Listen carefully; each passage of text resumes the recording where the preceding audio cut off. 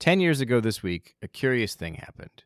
During the intermission of a ballet performance at the State Kremlin Palace, Vladimir Putin and his wife of 30 years gave an interview to a TV news crew where they revealed that they were no longer married. It was a brief and really kind of wooden exchange, but it's also one of the rare moments in his long presidency when Putin spoke openly about his family life. Это так. Well, that's it. All my activity, all my work is connected to publicity, to absolute publicity. Some people like it, some don't. But there are people for whom it's completely irreconcilable. Lyudmila Alexandrovna has stood watch for 8. Actually, it's 9 years already, right? So, in general, this is a joint decision. Yes, I join with Vladimir Vladimirovich in saying that it was indeed our joint decision. And our marriage is concluded due to the fact that we practically don't see each other. Vladimir Vladimirovich is fully immersed in his work. Our children have grown up, and they live their own lives. So it turns out that everyone has their own life. And I truly don't like publicity, and the flights are difficult for me. And we practically don't see each other. Lyudmila Alexandrovna mentioned the children. We love them very much. We are very proud of them. They have truly grown up. They are building their own lives. By the way, they received their education in Russia and live in Russia permanently. And we, Lyudmila Alexandrovna and I, will always remain very close friends. Always. We're sure of it. We all have a very good relationship, and I'm very grateful to Vladimir Vladimirovich that he continues to support me and the children. He cares a lot about the children, and the children have always known that. I apologize about this, but one word didn't come up, and I'm afraid to say it aloud. Is this divorce? You could say it's a civilized divorce. Thank you very much. Back in June 2013, there was already widespread speculation about Vladimir Putin's secret love life, which focused largely on his alleged relationship with former Olympic gymnast Alina Kabayeva. Since then, investigative journalists have uncovered a lot more about Putin's relationship with Kabayeva, digging up evidence about other lovers as well, other children, and the elaborate schemes Putin and his entourage use to conceal their own wealth and corruption. And that's what we'll be talking about on this week's show. Welcome to the Naked Pravda.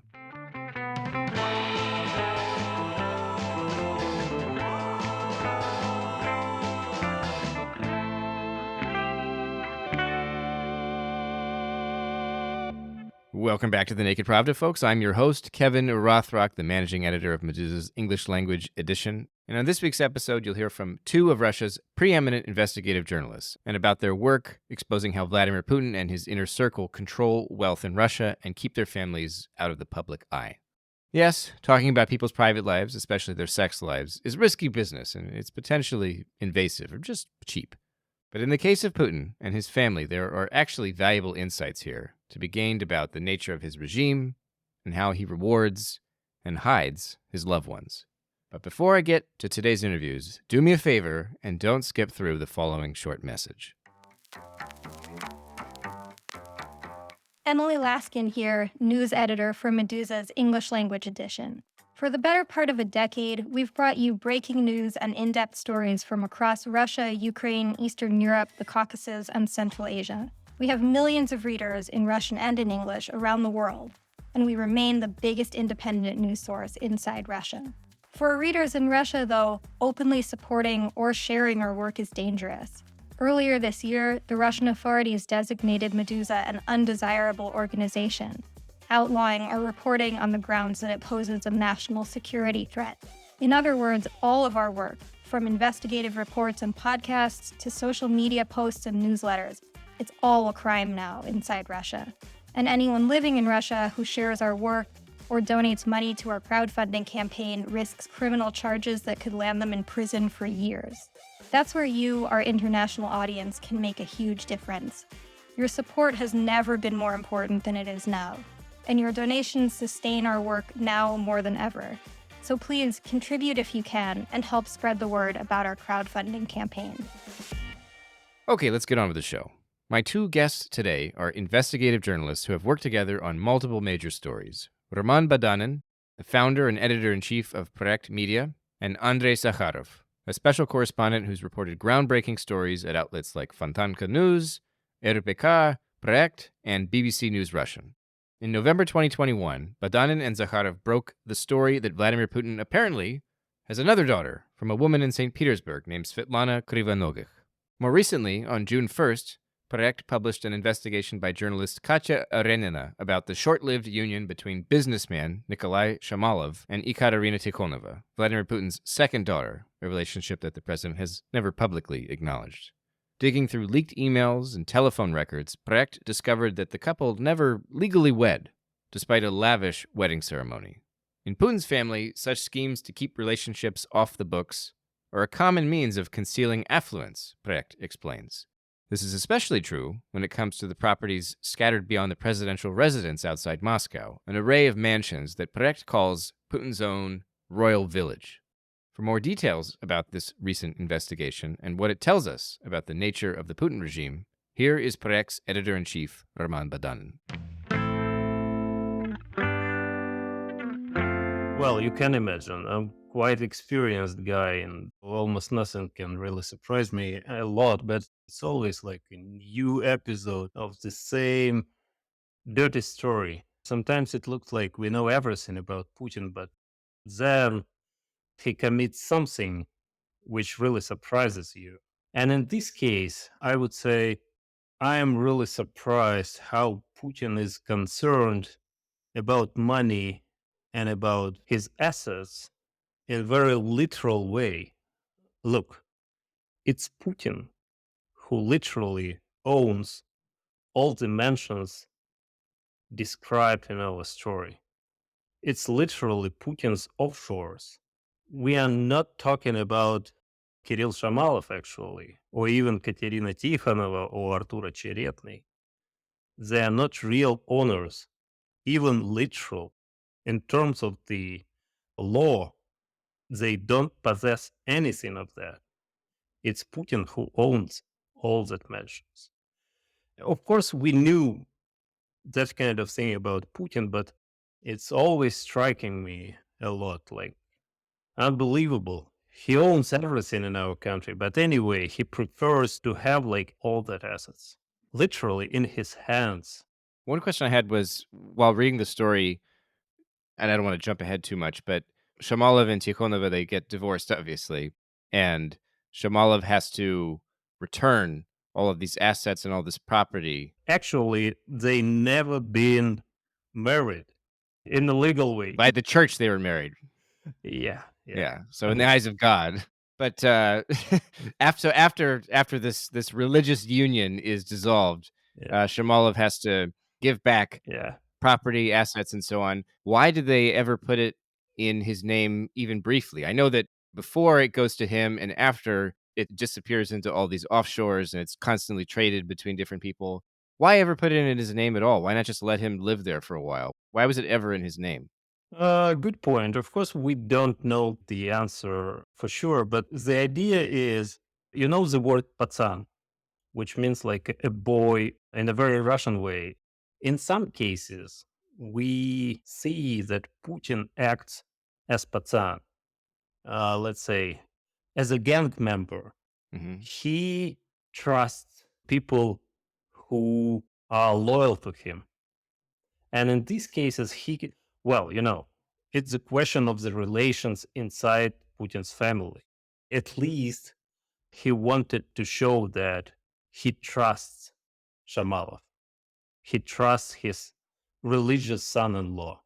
Probably that was the explanation. Hmm.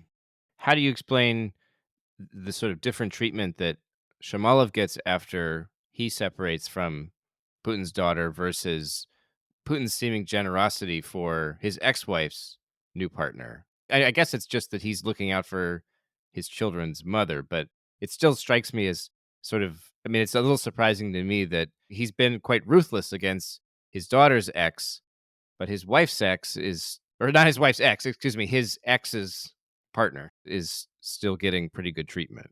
Yeah. You're partially right that, of course, Lyudmila Putina, the mother of the common daughters, Right. first, second, well, look, Putin's trust in his ex family is not absolute.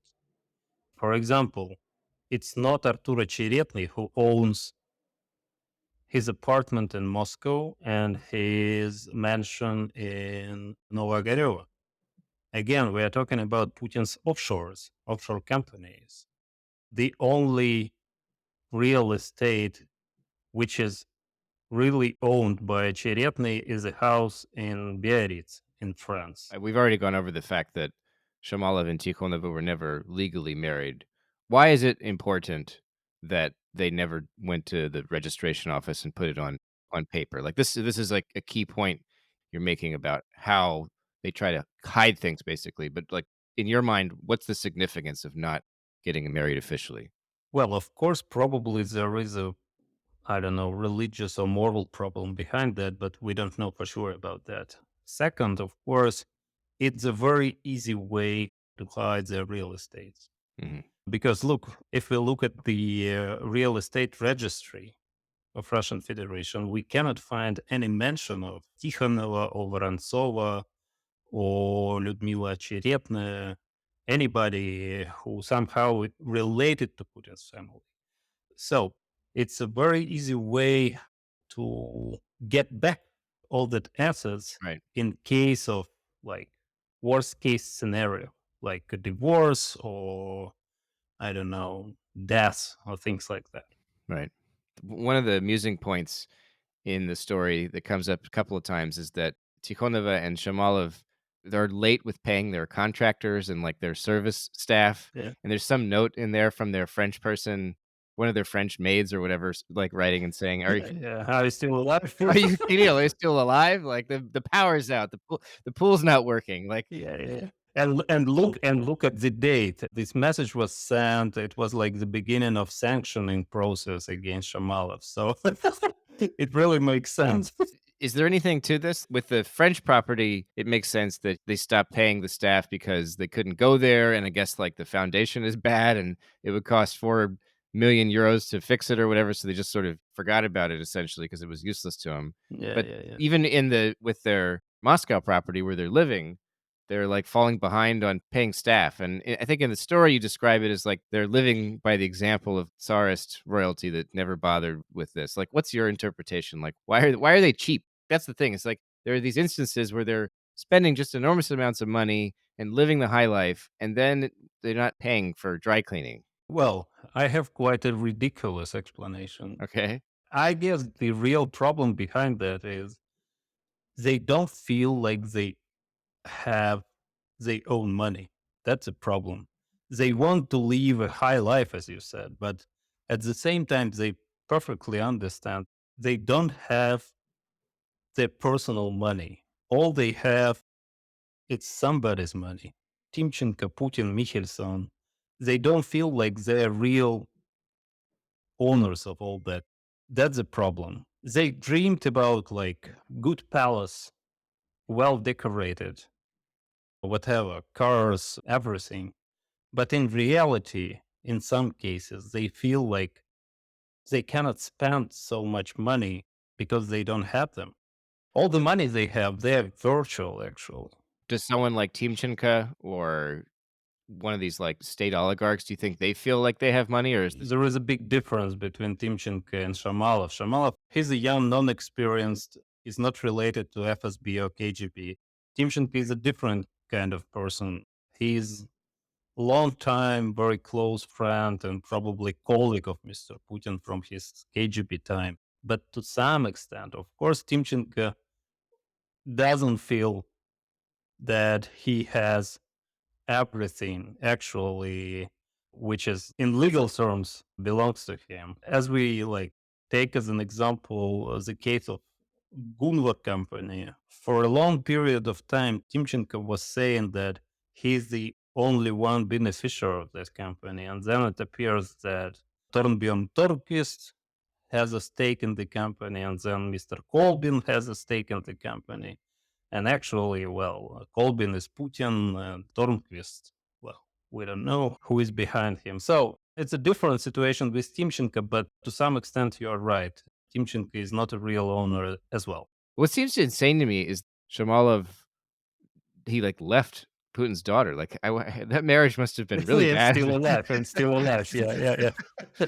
He's still alive, but also, yeah, that he like he didn't just stick it out. I mean, like, you know, like, I mean, maybe it was like maybe more likely that Tikhonova was the one who couldn't stand it, but then Yeah. Shamalov got remarried again. Yeah, just reading that, it's just like, wow, like, not only were you essentially living fairly comfortably, it seems, although it's difficult to not really own anything, but still, Yes, you're yes. allowed to live in a mansion. It's one of the most intriguing questions still remaining. I guess the answer is that his father is a very long time Putin's friend, again related with Putin via KGB and via many other like very market schemes. So I guess that's the reason.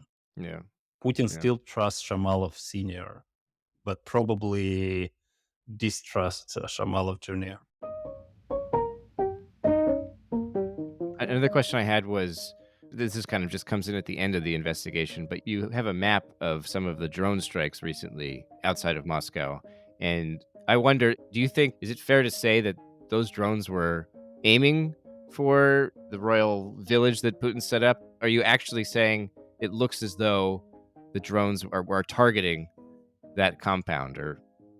Well, of course, we cannot say for sure. It's one of the hypotheses, but I see this hypothesis as a very real and very possible because, well, look, we have at least 3 drones which were intercepted Yeah, above Rublovka, like bigger Rublovka region. 3 of them. Of course, Rublovka is westward from Moscow and even a little bit to the south. So probably the explanation is it's on the way from Ukraine to Moscow. But if you are a Ukrainian, I don't know, intelligence commander, what would you do if you have a plan to attack Moscow or probably Russia elite with drones? Rublovka is a very logical, very possible target for that kind of attack. So again, it's one of the hypotheses based on the fact that we have 3 drones intercepted yeah. above Rublovka on Rublovka region area, but we don't know for sure. I guess it's very easy to understand if Russian law enforcement bodies investigate the scripts on the downed Yeah. drones, but we don't know the result of the expertise. I'm a freelance now with several projects. That's Andrei Zakharov, the other investigative journalist I mentioned at the top of this show, who's worked together closely with Badanin on multiple stories. Zakharov has spent a lot of time trying to crawl around inside the president's head, metaphorically speaking. I asked Andrei what he would like to know most about the president that has eluded him so far. First question I had was, on one hand, Vladimir Putin is this very secretive figure, right? He like hides his children, he hides his lovers, he hides his ex-wife's lover, he hides his lover's children. He's hiding all kinds of things. Properties and assets are being registered under offshore companies, and there's just a lot of effort that seems to be put into hiding things from the public. But then on the other hand, investigative journalists like you have managed to dig up quite a bit about all this stuff. So what I wanted to ask you first was, what do you think is still the most mysterious, least understood part of Vladimir Putin's personal life? Well, if we look at it from a journalistic point of view, we still have to prove that he's in relationship with Alina Kabayeva. Hmm. I think Project and Badanin did it, or they managed to come closer than anyone else to that question. But still, if we speak about facts, right? Yeah. So we just need some a fact that everybody will say, yeah, we believe in it now. But for me, there are more interesting things like his childhood, because from psychological point of view, we should understand why he became such a person, right? This narcissism with this high scale of revenge that he has and other stuff. So I really want to understand what his relationship with mother and father was. If you had a crystal ball or a magic time machine, what you would like best is to go back and watch him be a child and see how he developed. Yeah, but yeah, he mentioned something in his book.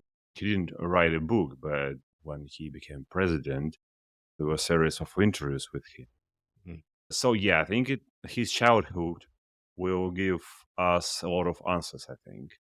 So if we speak about something that we cannot reach, because as a journalist, we can Right. prove that he has some relationship with Kabayeva. But I think from a psychological point of view, we should understand how and why he became such a person. At the same time, still there are people like Rothenberg and other people who know him from his childhood. So maybe in some time they will speak about his childhood because they were together in a sport club since Putin was 6, I think, something like that. So they know a lot about him. So I do hope that in some time they will speak about this time too, Mhm. and we'll manage to understand the source of his, I don't know, obsession with homosexuals, for example. It's also very interesting. Why is Right. he so homophobic, right? Or the source of his narcissism and other stuff. So I think that in some time we will receive answers to these questions.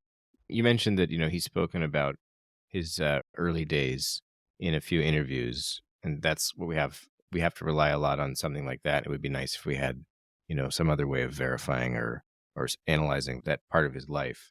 How much in general, when we talk about his private life, how much would you say is pulled from materials that like he has released himself, either in an interview or in some kind of document, versus the things that investigative journalists have dug up that he presumably and the Kremlin generally did not want to release? I guess because a lot of the questions have to do with whenever there's some kind of investigation, typically somebody will say, oh, well, that was leaked to achieve this goal or that goal. In terms of the picture of his private life, do you think that most of those like sort of details about his lovers, about his children and so on, are those details that were just found through the tenacity of journalists, or is somebody helping to reveal part of his life on the inside? I think that 95% of what we know about him we got from sources, leaked databases. I mean, all the things which we reached during our investigations. And only 5% we know from what he was saying. Yeah, and we always should remember that this is not the person whom we should trust. Right. But by the way, I want to reread this book, which was published when he became president, because when Navalny, together with Bellingcat, they made this investigation about Navalny's poisoning, they found in a book, which was written by first Putin's wife, Ludmila, that she was in a deep friendship with one German woman, and it helped them. And one more thing, which I found in that book after that, which is very interesting, is that when she was pregnant, first Putin's wife, he never helped her when she was carrying bags from shopping on the fifth floor. So your wife is pregnant. Right. I think this thing gives us a lot of information about him.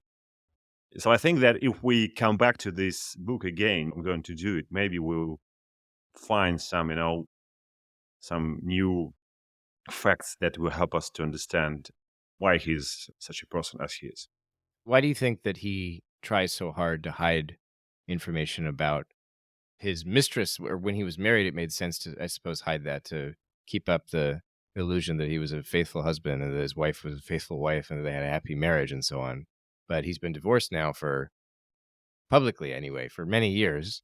And, his kids are just independent women. Like, why hide all this information? Certainly there are autocrats in other countries that make a big point of publicizing their families because they're looking for heirs or they're just looking to perpetuate their power or whatever. But Putin hasn't gone that route. I mean, I'm asking you, I guess, to do a little bit of psychoanalysis, but just, you've poured over all these details. You must have thought about it. What conclusions have you come to? First of all, I think that Putin always wants to look as a good person. Hmm.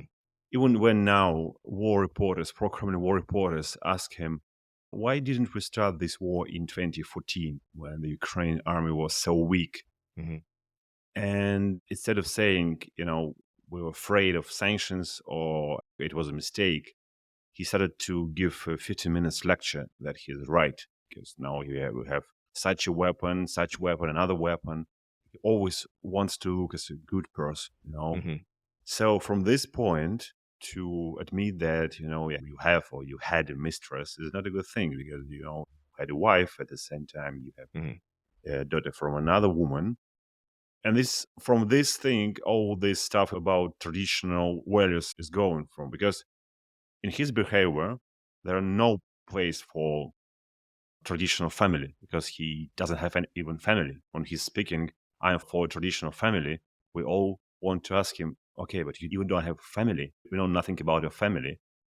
But in public, he wants to be a good person. So from this point, it is important to hide everything, because you want to look as a person with high morality, first of all. Then I think that when we will have more information about his childhood, we'll understand why he wants to hide everything. And another thing is that these women, I mean, Kabayeva and Kvanoghi before, they were supported by his friends, financially supported by his friends. I mean, Yuri Kovalchuk is the main figure here, who was his friend from the 90s. They were neighbors in what we call dacha, in a village near St. Petersburg. And so Kovalchuk became a billionaire thanks to Putin, and he was always responsible for his women. And so if you admit that this is your wife, or you have any relationship with Krivanogih, then there will be questions. Okay, so Kovalchuk gave her shares of his bank. Kovalchuk bought her a luxury apartment in St. Petersburg, but all his billions of rubles from the state, because he became billionaire thanks to the state, thanks to the fact that they bought Gazprom companies. So here are things you need to hide, Mhm. because then people can ask, okay, but Kovalchuk is also responsible for this palace, for that palace. And so if you hide a palace, which was built with the Kovalchuk's money, right? Then you have to hide a woman, which is supported by Kovalchuk. So from a palace, everything is starting from a palace. Uh-huh. And we know that Kovalchuk started to support him in the 90s. There were other figures like Kovalchuk around Putin always. So he always lived in this world when he is an honest man with high morality, officially. Mhm. And there are people who help him financially, like Kovalchuk, Raudugin, and other, I know, Timchenko, and all other friends. Mhm. And you have to hide all this life. And somewhere in this life, besides palaces, there are women, and they're part of this secret. How did you find Svetlana Krivanogah? I lived and worked in St. Petersburg at Fontanka.ru. This is the leading St. Petersburg media. And when I worked there, I heard about Krivanogah's friend, Dina Tsilevich. She was in close relationship with Putin's bodyguard, Zolotov, who's at the head of Rosgvardia now. Mhm. So I heard about her. And when I moved to Moscow, and I worked there for several media, including BBC and Project, and I always wanted to make this investigation about her, because she was Zolotov's mistress with some business thanks to that.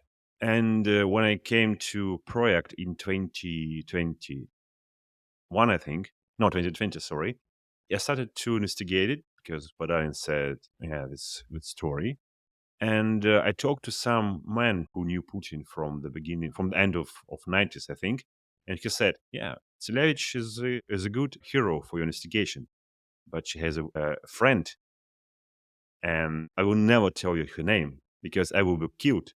But she was Putin's mistress.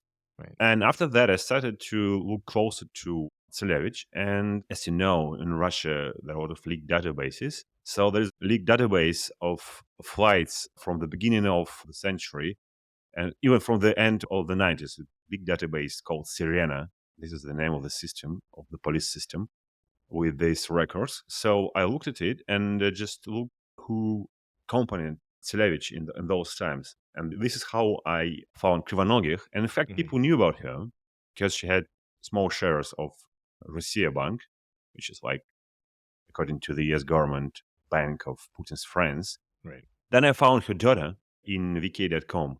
And when I found her daughter, I understood everything because She she's looks like, just like him. yeah, she's like Putin. What's happened to her lately? Because I know that immediately after your investigation in November 2020, I guess, Yeah. she was unusually kind of public. Like she even joined like a Clubhouse chat room, I think at one point, and spoke, publicly. I guess it's sort of publicly. Clubhouse isn't totally public, but Yeah, it wasn't public. I think she had like an Instagram account where she, never quite showed her face, but still, like, she's doing things more publicly and kind of. And then I don't know if she's still around. Maybe they shut that down. I'm not sure if they said, like, stay out of the public eye, and she did, or if she's still doing it. I was in a big dilemma in those times Hmm. because I thought, okay, but maybe she would knew who was her father from me. I think it wouldn't be okay. I mean, public interest is on my side, sure. Sure. But anyway, from moral point of view, Yeah. she's not guilty that she's Right. Putin's daughter, right? And I still don't know if she knew it from me or she knew it before. I talked to her, I write to her once after the Clubhouse conversation, and we had a small chat. And she said that when this investigation was published, first she was very angry with me. Like she was saying, if he is my father, please do something with him. But then she decided that it is like, because she always wanted to be designer, fashion designer, Yeah. and to be famous. And she told me that she decided that it is time for her, not because to use this opportunity, but it's like, an active step forward. I would take all the best from this situation. This is what she was saying to me. Mhm. So this is why she became public and she gave all these interviews. And I think that for her and for Krivonogih too, it was important from some point to legislate her with this investigation, because in February 2021, there was an interview with her in the Russian version of GQ magazine. Mhm. And it was 2 weeks before she became 18. And from the Russian law, the only way to publish an interview with her was to receive permission from Krivonogih. And she gave such a permission. A reporter from the GQ showed it to me. Mhm. So, for some point of view, maybe it was important for them to legislate her this way. I don't know, for what? For psychological reason or financial reason, I don't know. Yeah. And there was a very good interview with her in August 2021, I think, or in September, when a reporter asked her what would she say if she met Putin.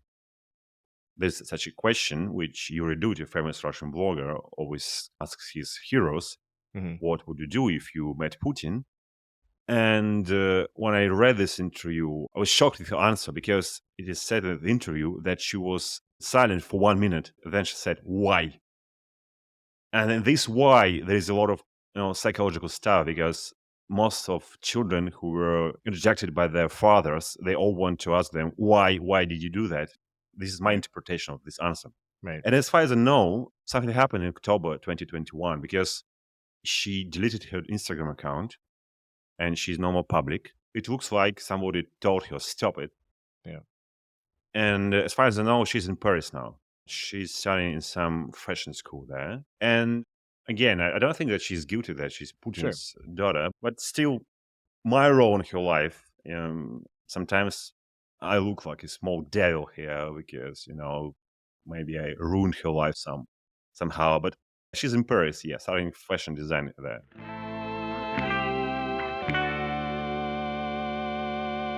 Thanks for tuning in, folks. This has been The Naked Pravda, a podcast from Meduza in English. Remember that undesirable status back in Russia means our entire news outlet now relies on readers and listeners around the world to support our work.